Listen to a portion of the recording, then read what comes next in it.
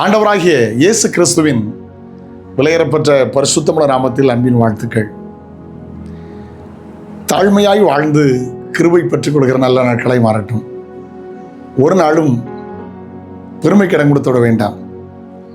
உயர்ந்த கல்வி வரும்போது, வசதிகள் வரும்போது, நல்ல வீடு வரும்போது, நல்ல வாகனங்கள் வரும்போது, நல்ல பிள்ளைகள் வளர்ச்சியின் வருமானங்கள் வரும்போது, பெயர் புகழ் அந்தஸ்து வரும்போது ஒரு நாளும் பெருமை விட வேண்டாம். இவைகளை தருகிற கர்த்தர் என்கிற எண்ணம் இருக்கட்டும்.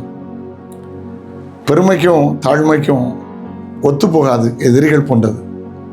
கர்த்தருக்கு ஸ்தோத்திரம். ஆண்டவருடைய வார்த்தையும் அப்படித்தான் சொல்லுகிறது. கர்த்தர் சொல்லுகிறார், வாசியங்கள், பெருமை உள்ளவர்களுக்கு தேவனை எதிர்த்து இருக்கிறாராம், தாழ்மை உள்ளவனுக்கு கர்த்தர் கிருபை அளிக்கிறாராம்.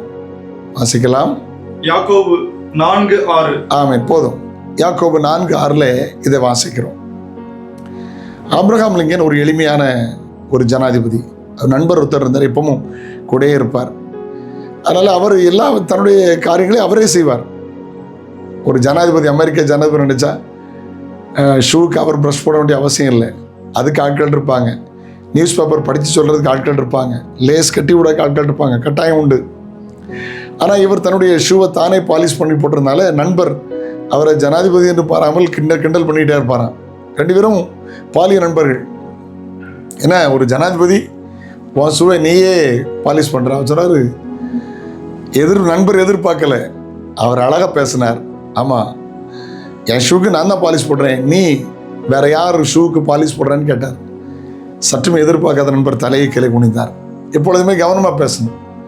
பெருமைக்கு இடம் கொடுத்துடக்கூடாது. தாழ்மையாக இருப்போம்.